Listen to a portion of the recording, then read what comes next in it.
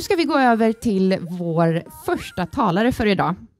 Hon är country manager på Airbnb. Airbnb är ett företag som antar att de allra flesta av er känner till. Airbnb står för Air Bed and Breakfast. Det började ju som en idé om att man på ett enkelt sätt ska kunna hyra ett rum eller hyra en hel lägenhet hos varandra. En affär som omkullkastar hela hotellbranschen, kan man säga. Och numera har Airbnb växt till ett enormt stort företag. Jag tror de har ungefär 10 miljoner personer som bor hos andra per månad runt om i världen, vilket är hisnande siffror.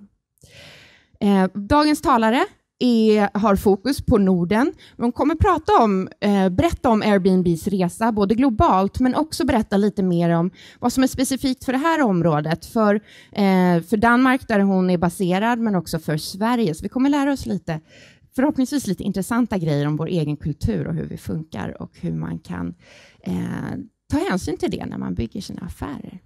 Välkommen upp på scen, Aja Guldhammer!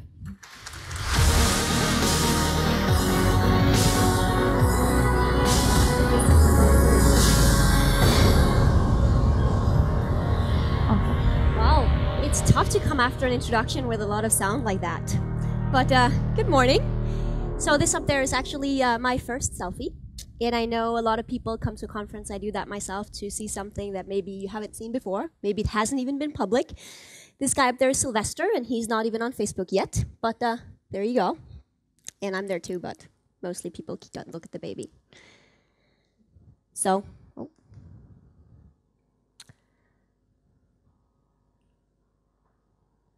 I'm Aya.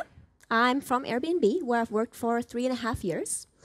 We started an office in Copenhagen in the beginning of 2012. We cover all of the Scandinavian region from there. We also cover Netherlands.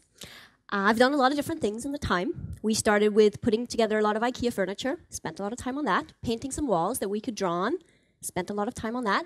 But for the last 2.5 years, I've worked as the country manager, working on all the local initiatives that we do across Scandinavia as well as Holland. So I just want to start the morning with a little bit of a quiz. How many of you have heard about Airbnb before coming here today? Oh, wow. So this was not how it was 3 years ago. How many of you have traveled on Airbnb? And is anyone hosting on Airbnb, welcoming people to their homes? And last question, how many of you have already not booked your summer holiday?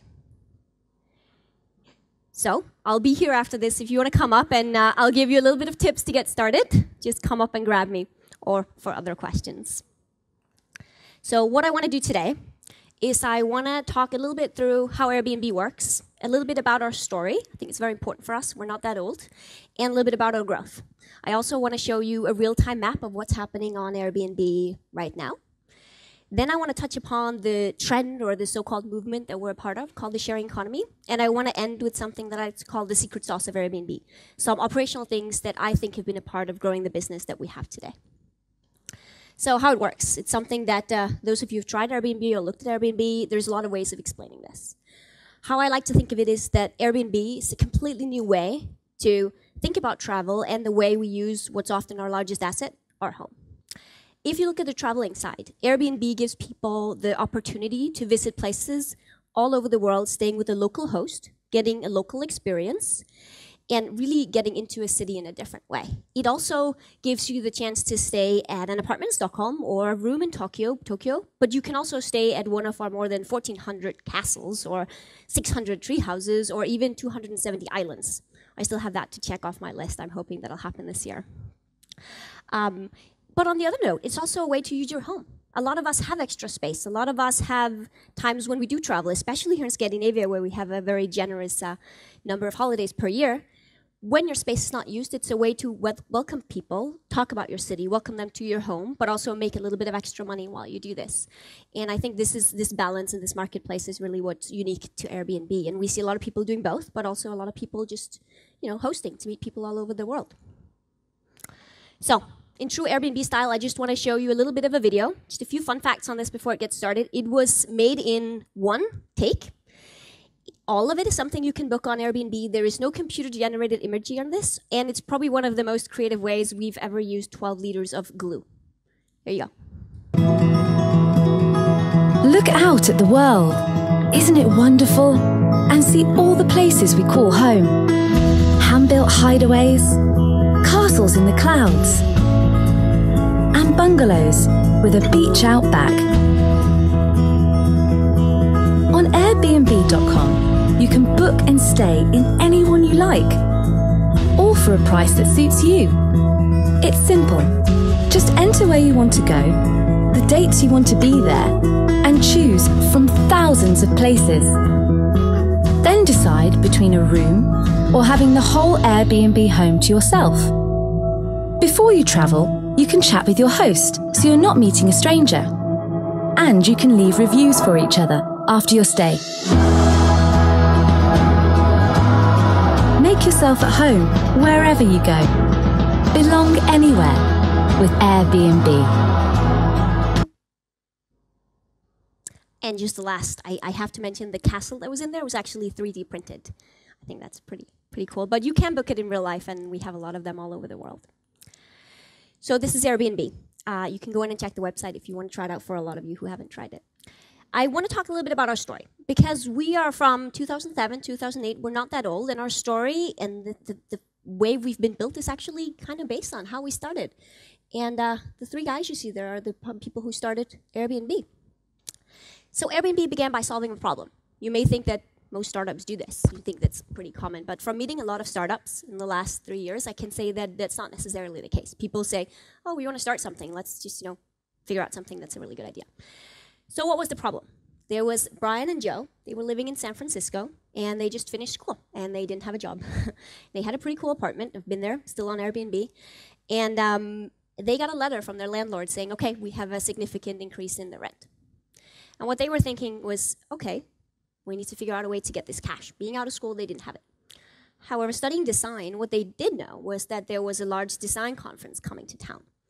And they know that everything of traditional accommodation was sold out. So they said, okay, we'll rent out our space and we'll make money for the next rent, and we'll see how it goes from there. Maybe we'll have jobs. And they did that. And you can see here, this is the living room. They realized that they didn't actually have that much space to rent out. So they went down and they bought airbeds. And they said, okay, we'll put some airbeds around here and we'll rent it out for people. And they did this. And they rented out for guests who came and stayed, and they offered them breakfast. And that's why we originally are called Airbed and Breakfast, like mentioned by Paul. And this is our first site. It looks a little bit different now. And it is different, but you can still find airbeds, although you don't have to book them. And you can also, I've been to a lot of places who serves delicious breakfast. Why they decided that this was a really good idea, why it didn't just become a part of making money for the next paycheck, was because they realized a couple of things. They realized that they served a need. People who needed a place to stay could get a place to stay. They could make money for their rent in this case. But besides that, there was on top of that something that they hadn't thought about before. The fact that they met these people who came from different parts of the world actually already. They served them breakfast, and they created a unique kind of real-time and real-life connection to these people. Maybe an online platform, but they connected with these people. They showed them around San Francisco. They had a great time that they would still remember, and they said, this is the business idea that we want to do. It didn't kick off immediately, but I do want to show you a little bit of the growth that we've had since then. So if you see here, 2009, year into business or so, a lot of people thought that Airbnb just started growing immediately. There was a little bit of work in that, and you can see there in 2009, you can see that we have some of the major cities in the US. The founders spent a lot of time on New York, biggest market for a long time, and a little bit of Europe. But already what you see here in 2010, note that this is not, we didn't have offices. There wasn't like an international operations of Airbnb at the time. It was very, very small. There was a network effect. There was like what happened in real time when people went to visit Europe, for example, or they went to visit Asia on the few listings that there were. They went back and they said, this is a great idea. They started hosting. They told their friends. And this has continued to happen. You can see in 2011, we're starting to spread all over the world. And what we see today, which is also what we saw at the time, we're still mainly driven by word of mouth. We're mainly driven by this huge global network effect of people having a good experience, which is what we do everything we can to make sure they have. And they go back and they tell their network. And because it is travel, it's global by nature, this is what we see happening. 2012, you can see we're starting to cover up. Europe is becoming pretty big at that time. We've opened our offices and we started to do a lot of activities. I'll get back to that a little bit. And 2013, we're covering a large part of the world. Actually, in 2014, Europe became our largest market, something that we're very proud of locally because I think we've had a lot of say in what we've done there too. Again, network effect, this is what we see happening. There is still some things to go. There are some white things. I was in Mongolia not too long ago, and I had a really hard time finding an Airbnb. So it's not that we're necessarily done, but we're definitely on the path to get there. Where we are today is that we have more than 1 million listings worldwide. We're present in more than 34,000 cities, and we are in 190 countries. So there is a lot of chance that wherever you want to go on this summer holiday, you can go on Airbnb. So like I said, our global community, it's growing like we've never seen before. And just to make an example of this, in New Year's Eve 2014, we had more than 550,000 people staying on Airbnb. When you say that number, sometimes you listen to revenue numbers, you're like, yeah, this is good, it sounds good. But if you imagine with Airbnb, this actually means that you have 550,000 individuals in other people's homes all over the world, meeting a stranger or another person. And these, like, what's interesting is that we have the platform. It's online, and it works as possibly well as we can make it do. But what you come back from is having to meet these people in person, which is happening now. It's happening, it's happening at this time. I'm sure that we have a lot of people staying on Airbnb. In total, we've had 35 million people staying on Airbnb, and for 2014, we had more than 1 million people stay monthly on Airbnb. So we'll get to that. But here is something that I think is interesting also. So, like I said, we cover Scandinavia, and I want to show you a little bit of the local growth stats that we have here. So, listings, you can see that Denmark has more than 15,000 listings, Sweden about half, and Norway a little less, but really catching up. I would love to be able to say this is the reason that Denmark is much bigger. I think what I can say is we have historically spent a bit more energy on Denmark. There's probably some cultural things. There is also the fact that we're really ramping up now in Norway and Sweden. I'll introduce you to my Swedish colleague a bit later, but we're having a Swedish and Norwegian focusing on doing a lot of activities, event, community building in these markets. So I will hope that I'll be able to come back next year and present something that's a little bit more equal. It's not good for Danes to be on that state. We get a little bit lazy at it, so let's hope it changes.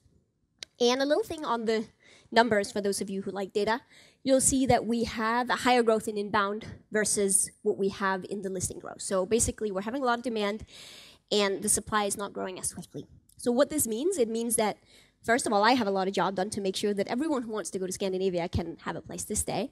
It also means that for a lot of you who are not hosting, this is probably a really good time to consider it if you're traveling this summer. I can almost guarantee a booking season, booking in these 3 markets. And if you have any other thoughts on why this is, I would really be happy to hear them. Like, why is it that we're struggling more in some markets? So feel free to grab me if you want to tell me something that we should do or the absolute truth that I haven't seen. So, the sharing economy. How many of you have heard the concept of the sharing economy? So it's something that's starting to pop up. We see as a part of this, it's a movement. Some people call it a trend. Really what it is a lot of businesses coming into the space where you can rent or borrow or swap a resource that's not fully used from someone else. So it's a kind of people-based economy like this. And in 2011, Brian Walsh, he made this quote: "Someday we'll look back on the 20th century and we'll wonder why we own so much stuff." I think this is a great thought on the sharing economy. First, I want to go a little bit back and I want to say sharing. Some of you may think this is not new. This is completely true. The sharing economy is not new. We didn't invent it. Airbnb didn't invent it. Brian Walsh, although I think he writes really good things, didn't invent it. Since the beginning of time, humans have shared. It's a more efficient, it's a more pleasant way to live. A lot of the time, we don't even think about the fact that we share. We share roads, we share buildings, we share water, we share plumbing. We move in cities because there is a lot of sharing that just comes to us without even thinking of it as sharing. This morning, I took the train to Malmö. Imagine if I needed a separate train for myself every time I went to Malmö. It would be a pretty inefficient way, energy-wise, and a lot of other ways. So I think what happened at some point, maybe along the 50s, we had a lot of rise in the income of individuals, and we started seeing it as a bad thing to share. We started moving a little bit away. We started thinking, it's actually prestige. We want to have our own car. We want to have our own house. We want to have our own lawnmower. We want to have all of these things to ourselves. And I think at the time, this was what happens. It was healthy. We started owning things. But what I think we're moving towards now is thinking about having access to these things that we want, these commodities, this knowledge, but not necessarily owning it ourselves, like putting it out there. There are many things that we have in our lives that we don't use very frequently. And I'll show you a little bit, so we'll see here. Come here. This was on the cover of The Economist. You'll see that all of these items are shareable. Maybe at Airbnb we focus on houses, but you can think of a billion things in your life that you don't have to use. And this is not, some people think, oh no, this does mean I can't own anything. No, no, this is not what it's about. It's about still having access to this fantastic cabin in north of Sweden, or still having a great car if this is what you want. It's about thinking, okay, if I'm not using this fully, which most people are not with a lot of the things that they own, let's share it, and it's going to be a benefit for both.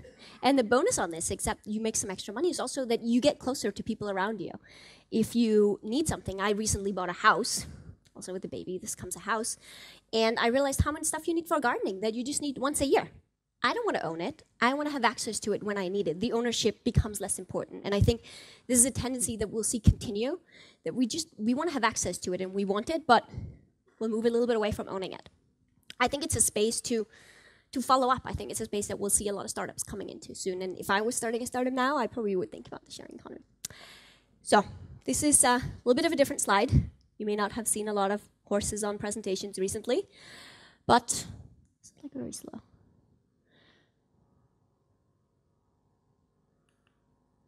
Okay. Where I want to get us here, a lot of people who may have heard about sharing economy, you may even have heard about it in connection with Airbnb, is that it's an industry that's somehow becoming unregulated. It's going into cities and we don't know what's happening. We don't know what it's affecting. Is it legal? Is it not legal? I want to say, to be very clear on this, we are happy to have Airbnb regulated. It's not supposed to be something that happens under the radar.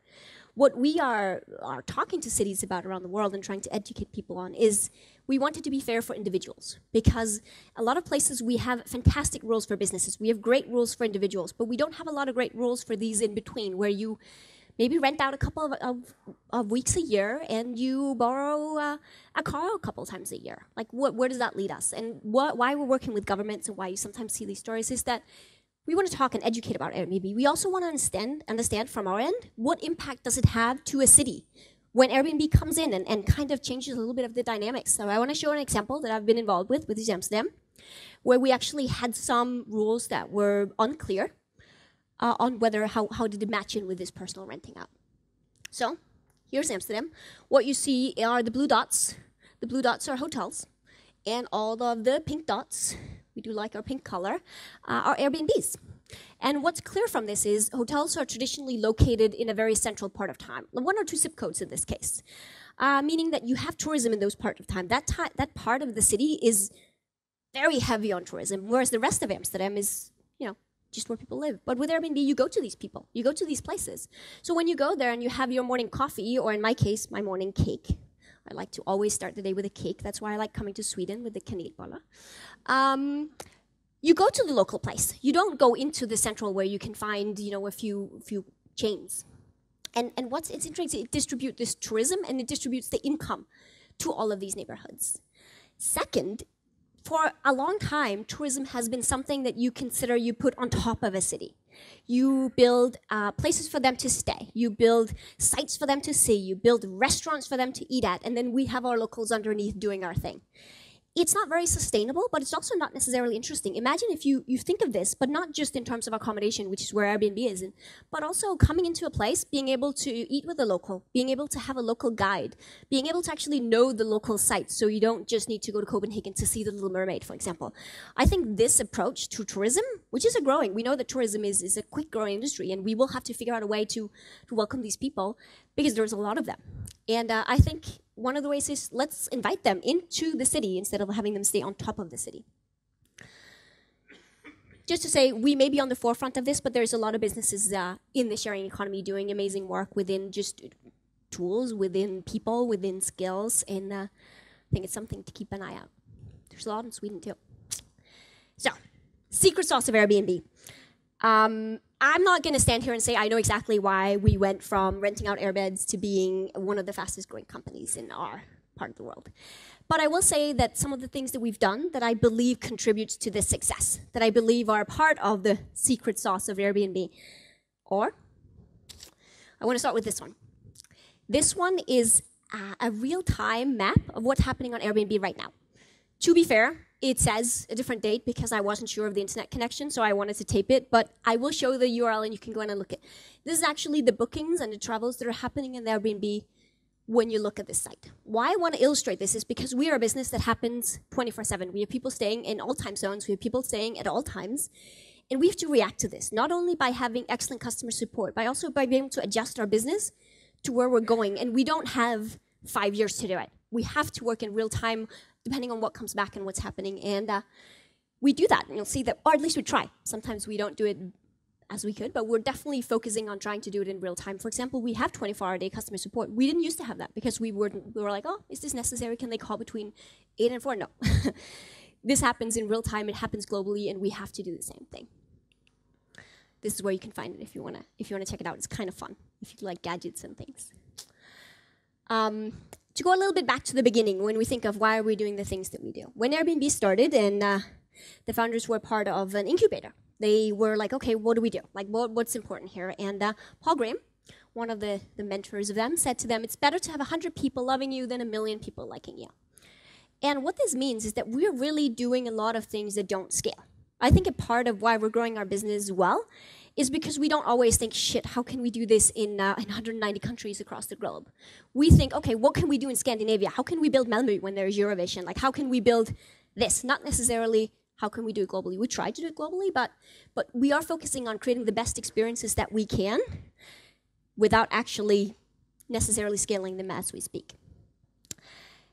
Why? Another thing that we do this, the strategy that's behind it, is that we want to treat our hosts as business partners. So hosts are a big part of Airbnb. You'll see that, like, when you come out, like, you don't necessarily remember the booking. You remember the booking because it was hopefully pleasant and wonderful, but you remember the trip. You remember when you stayed at this amazing host who cooked you this amazing meal or showed you around the city. So we want to treat them as business partners because they are a core part of our DNA.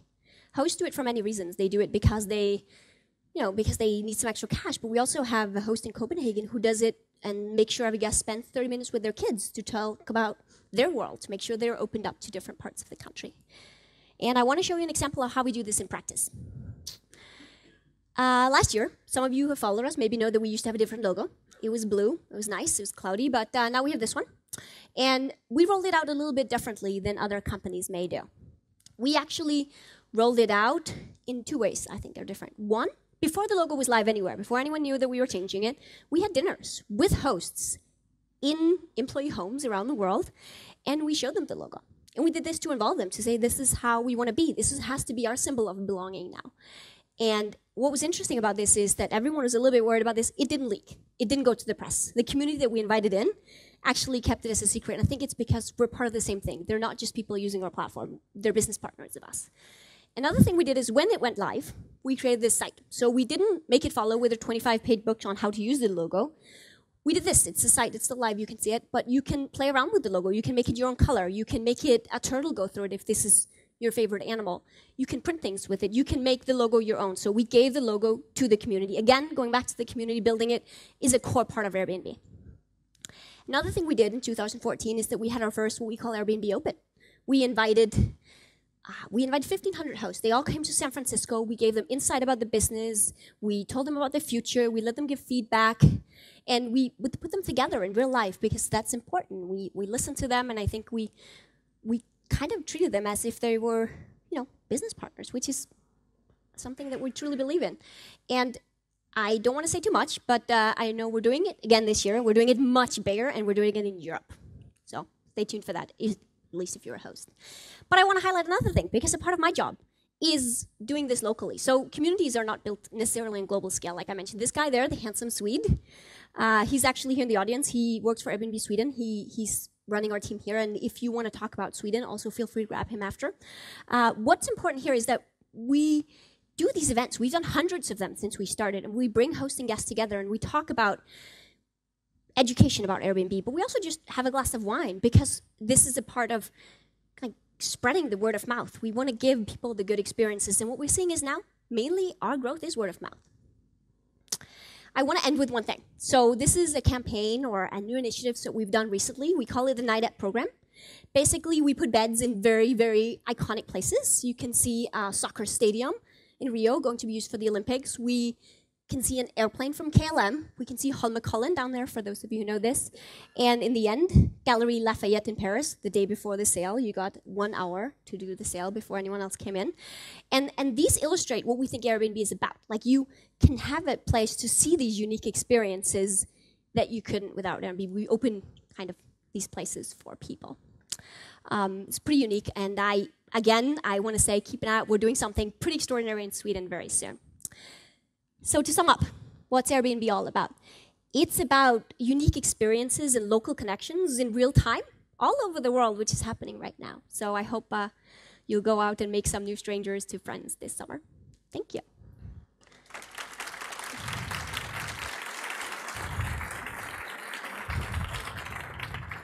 Thank you, Aya. Super interesting.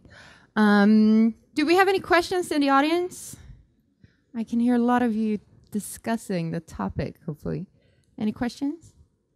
I'm sort of interested in marketing perspective, because you said you're still growing mainly thanks to word of mouth.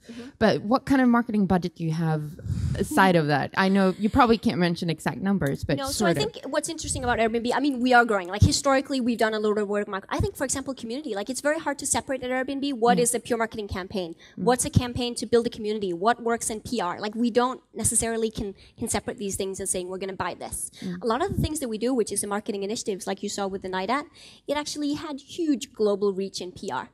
And for us, this is also marketing. Like, we do this, of course, to spread the words, but we want to do it in the way that it matches the Airbnb experience. We've also done outdoor ads. You've seen them in London. We've done them also here in Scandinavia. So we do that too, but it's always with a combination, and it's not necessarily easy to split what's the experience, what's the community, and what's the marketing. So yesterday we talked about crisis management, and obviously you've had to deal with that. It's okay. We've seen that in the media, for example, a couple of times when things have gone bad in different ways.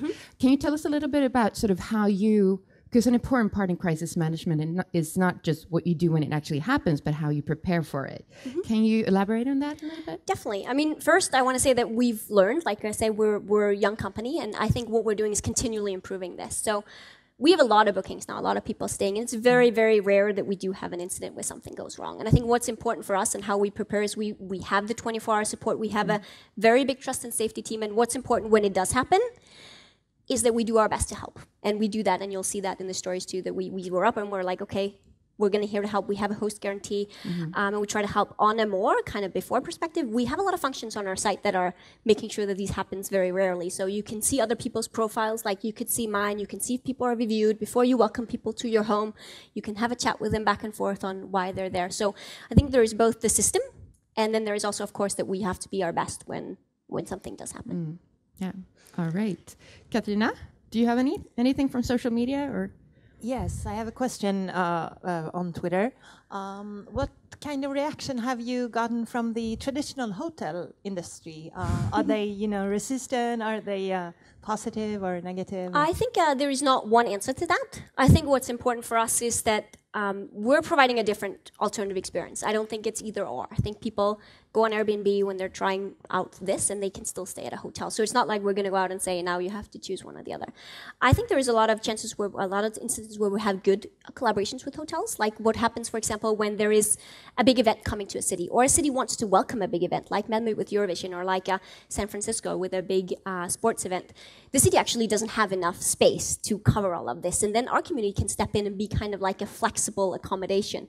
Because when I say 15,000 listings in Denmark or 1 million global, it's not that people rent out every day. It's people renting out occasionally, and often this is in peak season. It's in the summer when people are gone, or it's when there is a big event like this. So I think that in many ways we've worked well with them. Obviously, there are also incidences where they're worried, like I said, when there is innovation. This is, a part of it. But I think what's important for us is to inform about Airbnb, about our community, and that's the same with governments. If we do have these things, talk about Airbnb and what we do.